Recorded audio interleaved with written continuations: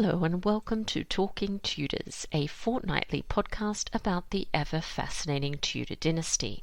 My name is Natalie Grueninger and I'll be your host and guide on this journey through 16th century England. Are you ready to step through the veil of time into the dazzling and dangerous world of the Tudor court? Without further ado, it's time to talk Tudors.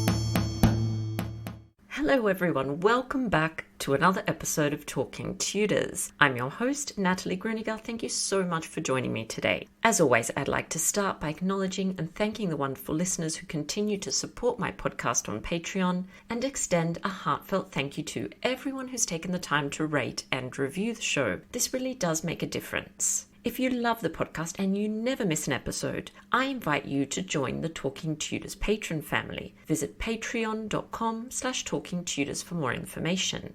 Join the Talking Tudors patron family, and in addition to receiving lots of Tudor-themed goodies, you'll have access to patron-only monthly giveaways. February's prize is a copy of The Queen's Frog Prince, The Courtship of Elizabeth I and the Duke of Anjou by David Lee. Thank you so much to the author for sponsoring this wonderful prize. You can also support the podcast and share your love of Tudor history with the world by buying Talking Tudors merchandise. There are a number of designs and products available, including phone cases, mugs, notebooks, and apparel. Check out all the products at talkingtudors.threadless.com. I would love to see pics of you wearing or using your Talking Tudors merch, so please do tag me on social media and use the hashtag #ILoveTalkingTudors. Now, on to today's episode. I'm excited that joining me on the show to talk about the Boleyns, from the Tudors to the Windsors, is Amanda Harvey Purse. Amanda is a Fellow of the Royal Historical Society and has studied the Tudor era at the Universities of Roehampton and Glasgow. She's worked for many London-based museums and has written for History Hit, the Charles Dickens Society, the Anne Boleyn Files, Historic Houses, the Whitechapel Society Journal, and many more. The Boleyns, from the Tudors to the Windsors, is Amanda's first book surrounding the era of the Tudors and takes a unique view of the Boleyn family narrative, of which Queen Consort Anne Boleyn was a member, of course, and has included also some new research. Our conversation's coming up straight after this short musical break, courtesy of guitarist Jon Sayles.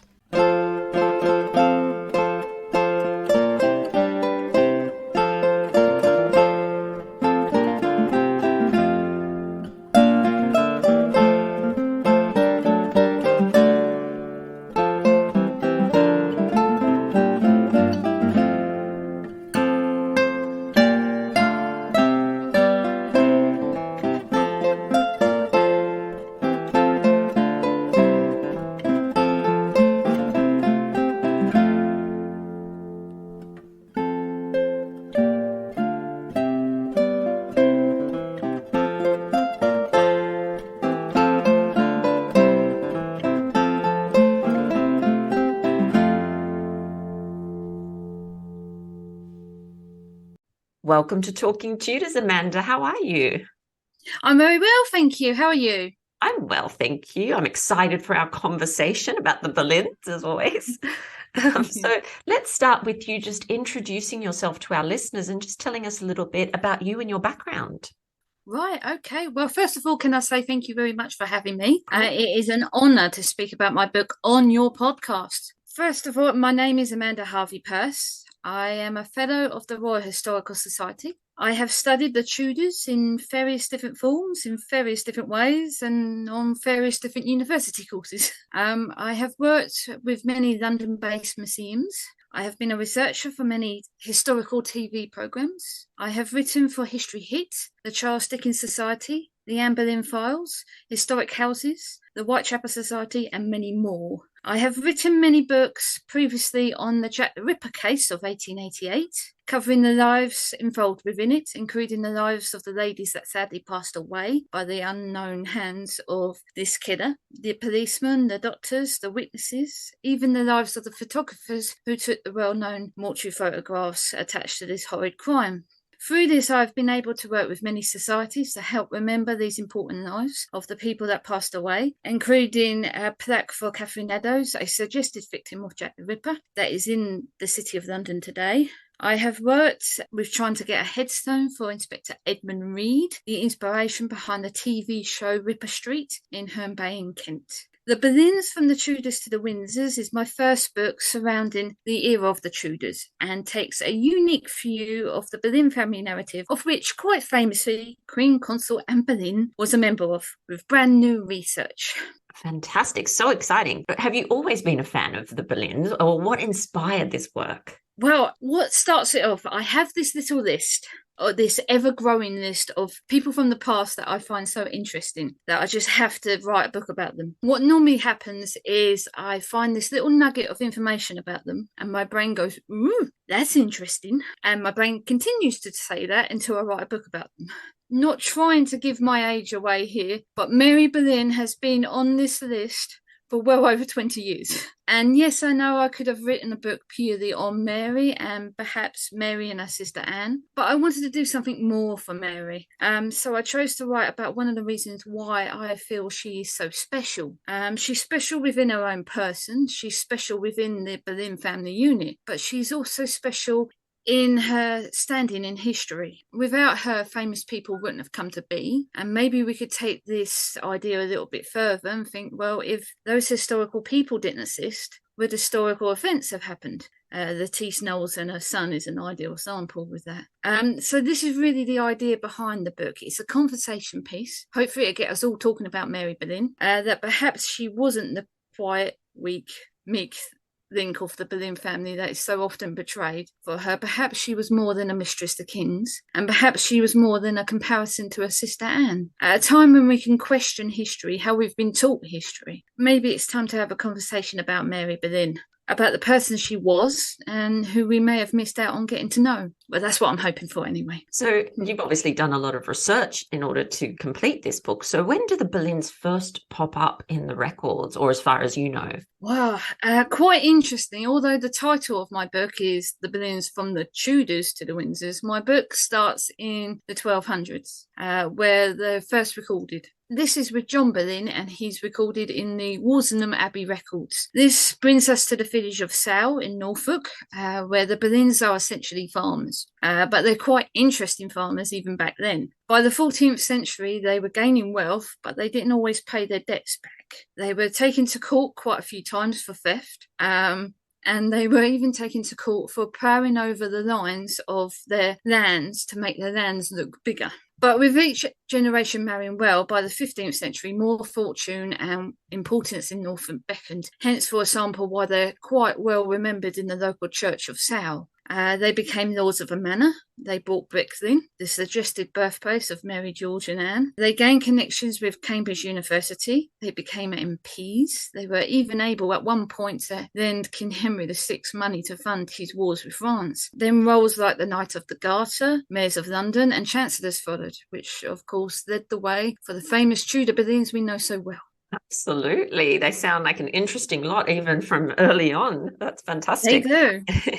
And so let's talk a little bit more about the 14th and 15th century members of the Boleyn family. Could you tell us about any individual person, please? Of course, we do have Thomas Boleyn, the famous father of Mary, George and Anne. His role within his children's lives is extremely important. It was him that controlled their education, forming the people they would become. It's suggested that his children looked up to him. In fact, I do find it interesting that it's purported that when Anne is taken to the Tower, as you well know, as a prisoner, and she suddenly realises where she is and what her outcome could be, she asks Mr. Kingston, "I pray you tell me where my lord, my father is." In this sudden moment when it's possible that Anne may not know what to do next for the briefest of moments, she asks for her dad. I feel there is an importance in this moment, both for Anne and how she thought about her father. But of course, Thomas is only one half of the parents of Mary, George and Anne. I feel we can't forget Elizabeth Howard Boleyn, the mother. Elizabeth came from a powerful Howard family, a family closely aligned with royalty itself, with John Howard fighting at the Battle of Taunton, being at the coronation of King Edward IV,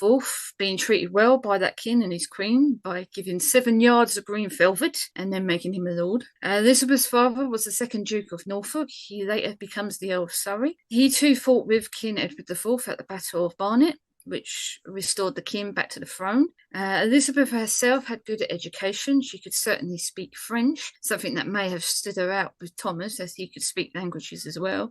So this is a woman of good standing, of good background, of good education. So we can imagine her presence within her children's lives is felt too, especially if we take into consideration Anne Boleyn names her child Elizabeth. Fabulous. Yes, those conversations in the tower that Anne had always moved me because, of course, yes, she asked for her father and also wondered how her mother would cope with it all, just showing, I think, that they were a very close-knit family and did operate as a team, the Boleyns. That's always the sense I get, especially Anne and George, of course. Yeah.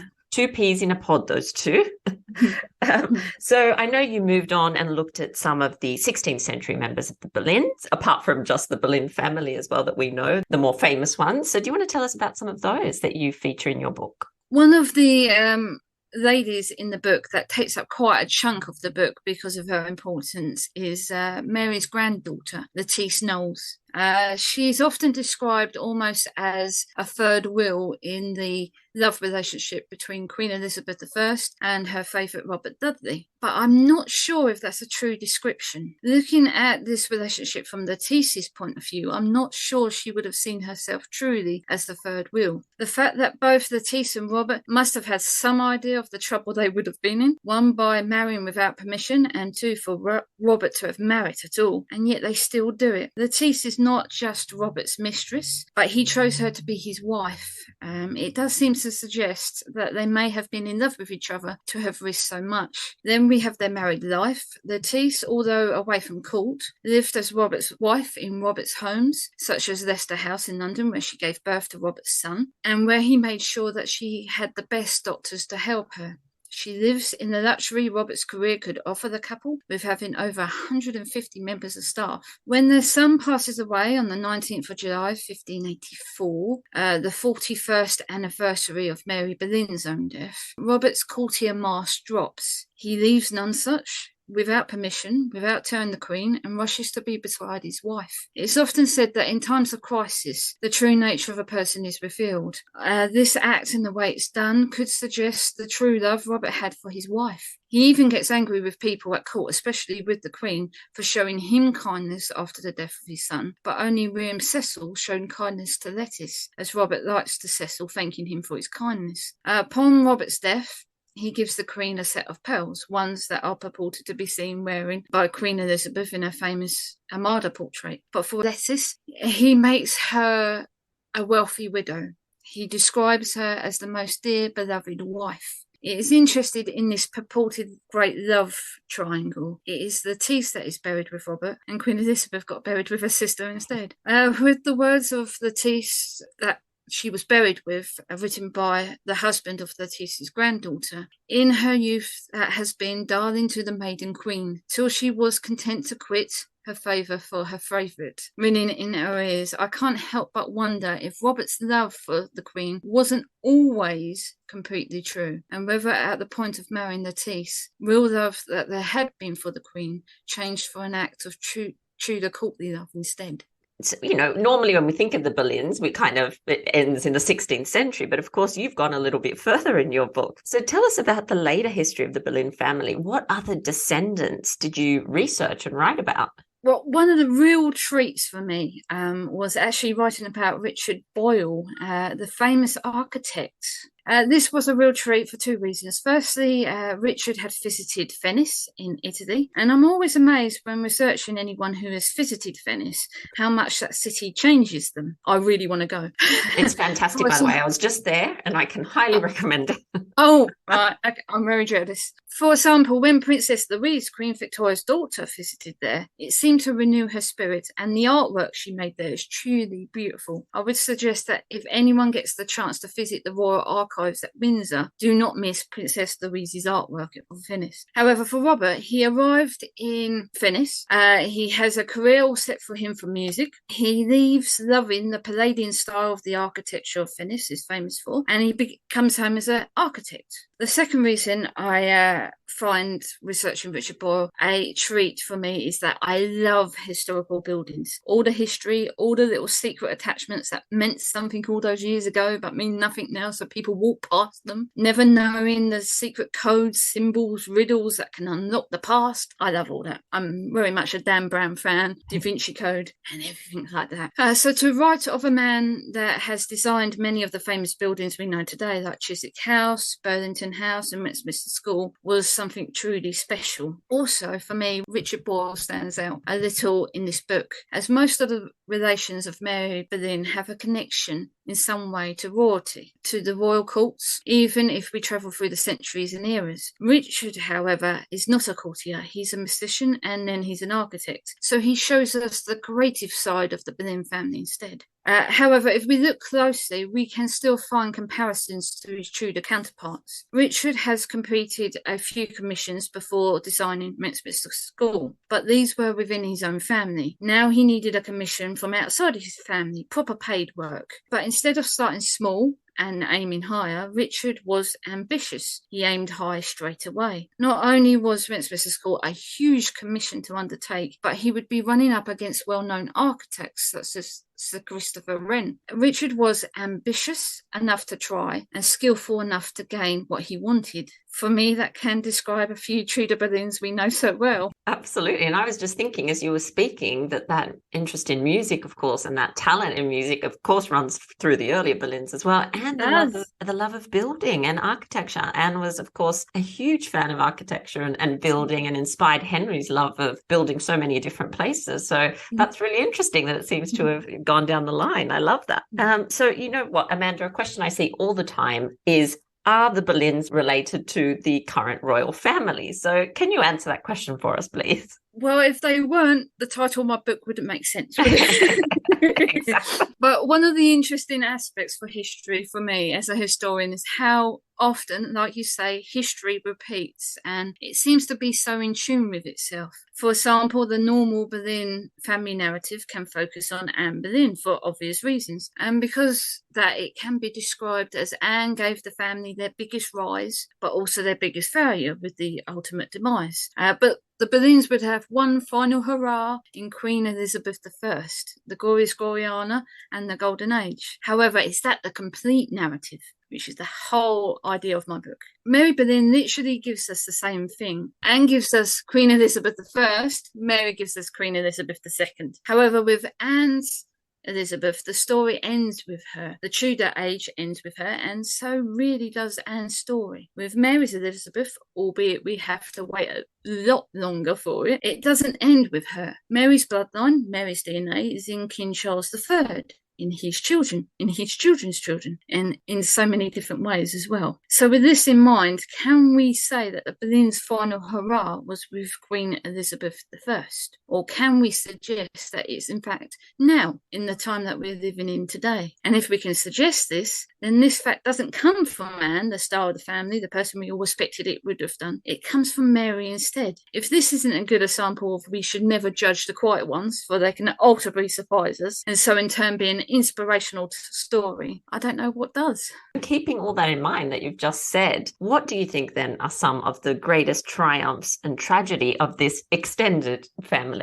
I personally feel, after studying this unique side of the Boleyn family, that the greatest sadness is the young deaths that are dotted along all the way along it. The Boleyns we don't know, the Boleyns that hadn't formed their own stories yet and made their presence known in history. The young deaths in the Boleyn family start from the very beginning and they carry on for the rest of the story. We have the two Boleyn boys that could have been brothers to Mary George and Anne Boleyn. We have the countless miscarriages of Anne Boleyn, the possible death of Mary Boleyn's son, the death of Lettice and Robert Dudley, and the list goes on. However, I feel the saddest story of all with the young deaths is the story I really struggled to research and write. I'm quite an emotional historian and often put myself in the shoes of the people that I'm researching. Putting myself in the shoes of Sunita Lambourne was really heartbreaking. She marries William Cavendish, but he preferred to be known as Charles, secretly on the 26th of September 1839, and from the start things do not go well. Sunita is not accepted into Charles's family because she is the daughter of a gypsy and a horse dealer. The fact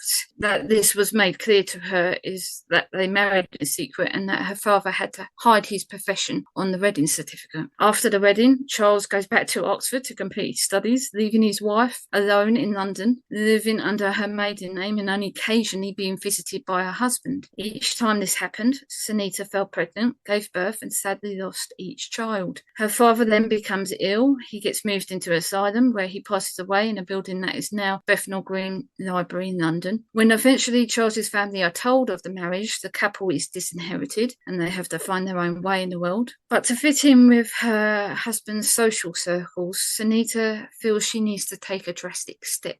She uses lead-based makeup, which we now know with hindsight might have harmed her health, as well as the health of the child she was carrying at the time, to make her skin seem whiter in colour. Even in her death, events do not seem so very sad.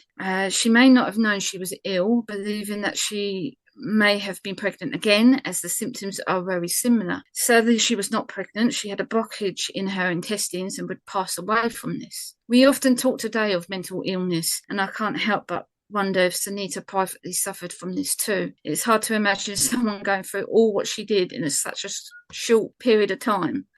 For a person to feel so low about herself without it affecting her in some way. So I do believe the great sadness in the Boleyn family is the lives cut short, never having their own chance to shine in the world. But I will leave on a positive. The greatest triumph for the Boleyn family, on the other hand, I believe, is the fact that we're still talking about them today. They're still being wrote about and their bloodline still exists. When we think of the Tudor Boleyns and all their ambitious actions at the time, we may think that if they were watching their descendants now, their bloodline, their DNA is exactly where they would want it to be, on the throne of England. Wow, that is a fantastic way to end the main segment of our podcast. And I totally agree with you. I think they, of course, are polarizing and they divide opinion, even still 500 years after. But I think it's wonderful how they draw people from all over the world. I've connected with so many people, with a shared love of the Boleyns and Tudor history. And I think that is really one of the triumphs. You're right. But that was a heartbreaking story that you related there, Amanda. Oh, my goodness. Yeah, it was a real struggle to research, but it had to be a story put out there. So are you working on any new books at the moment? I'm actually working on 3. Wow, 3 books. Yes. So I'm very busy and I'm constantly writing, and hopefully when it comes nearer the date I can come back and share all, because it's a second to the Boleyn book, so it has connections to the Boleyns. It's about a situation very famous in the Tudor period that may not have been looked at before in this way. So if you have me, I'll be happy to come back. Well, you've piqued my interest now. I want to hear more. I can't wait. All right, fantastic. Now, at the end of episodes, when I have my guests for the first time, we like to play a little game of 10 to go. So these are just 10 questions just to get to know you a little bit better. Don't worry, nothing scary. Okay. So the first one, what's something that you love about where you live? I suppose in a very geeky way, it's all the history. I am surrounded by history, and with the many books that I've written in the past, to find that the people that I write about have connections to where I live is a little bit, really? Okay, I know that place. So yeah, it's all the history. Yeah, that you are very lucky. I can definitely say that. So what was the last film or television series that you watched? I think the last film I watched was Mary Queen of Scots. Oh, yes. With Margot Robbie. Yes, I have seen it. Lovely scenery in that one, actually. So yeah. you're obviously very busy. You're writing 3 books at the same time.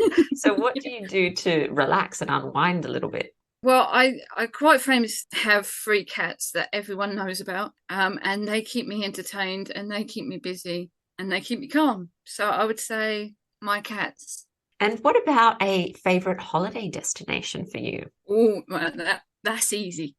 I really want to go to Venice and France, and if I can do the 2 at the same time, that'd be ideal. Absolutely, you can. And I have also been in Florence just recently, and it is actually fabulous. It is great. And make sure you go to the Uffizi Gallery as well while you're there. Fantastic. Yes, I will do. What about, you said you're obviously surrounded by history. What's a favorite historic house or property that you like to visit? I think Dr. Owen Emerson would not be happy with me if I didn't mention Hever Castle.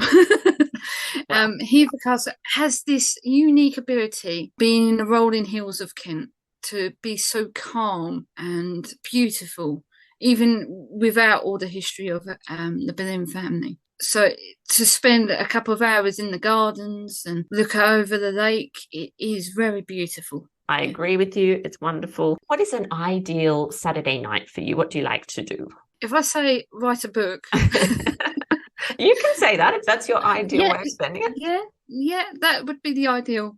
And what about a new skill that you would like to learn? Well, I suppose in my early childhood, I did a lot of music, and I've lost that now. So I would like to go back to that and play the piano. And what's a favourite genre of music for you? What do you like to listen to? Oh, I have a good mixture of music. I do like the cheesy 80s music, the cheesy 80s Me too, pop don't worry. music. Yeah. So yeah, I would say cheesy 80s music, something to uplift you. And final question for you, what is something you're looking forward to this year? Well, I've just booked my tickets to History Fest with the British Museum. So that's in April, and I'm looking forward to it. Lucy Wolsey's talking about Agatha Christie. So that's the 2 of my loves mixed in there. So I'm really looking forward to that. Yeah, that sounds wonderful. And there is one more question that I ask all my guests, and that's for a Tudor takeaway. So something for our listeners to go off and explore after the episode. Do you have a takeaway for us? Okay, well, there's many Tudor takeaways out there. There certainly are. But I would personally like to say Tudor Secrets and Myths Facebook page. If you haven't heard of it, it's something I work on, and it was set up during the COVID lockdowns when we were all feeling a little down. And history has this ability to be positive, so I wanted to share this positive feeling in a way that we can all come together to enjoy history. I have been able to work with some really lovely and wonderful authors, historians in this mission, such as Tracy Borman, Elizabeth Norton, Sarah Crispwood, obviously the lovely Dr. Owen Emerson, and even had videos made by the beautiful voice of the Tudor Songbook and the lovely group Historical Legacies, who dress up as historical characters at historical places. They even have a Mary Boleyn in their cast, which I can't explain how much that means to me. All these and many, many other wonderful people have not just given up their time and their knowledge for this page, but they have done it for free, so that all the articles, videos, events, prize-winning competitions are all free to enter, read and write. That is the main aim of this Facebook page, to make this positive subject free and accessible to all, that we can all come together to enjoy the fun and for it to be friendly and for us to enjoy history. So that would be my takeaway. Fantastic. And I'll add a link to that Facebook page in our show notes to make it nice and easy for everyone to find. Amanda, thank you so much for taking the time to coming on the podcast, talking Tudors with us. I wish you the best of luck with your 3 writing projects and look forward to hearing more from you. Thank you. I'm going to need it. Well, that brings us to the end of this episode of Talking Tudors. Thank you so much for joining us. I absolutely love to hear from listeners, so if you have any comments or suggestions, or just want to say hi, please get in touch with me via my website, www.onthetudortrail.com, where you'll also find show notes for today's episode. If you've enjoyed the show, please share the podcast with friends and family, and don't forget to subscribe, rate, and review. I also invite you to join our Talking Tudors podcast group on Facebook, where you can interact with other Tudor history lovers and hear all all the behind-the-scenes news. You'll also find me on Twitter. My handle is On the Tudor Trail, and on Instagram as The Most Happy 78. It's time now for us to re-enter the modern world. As always, I look forward to talking Tudors with you again very soon.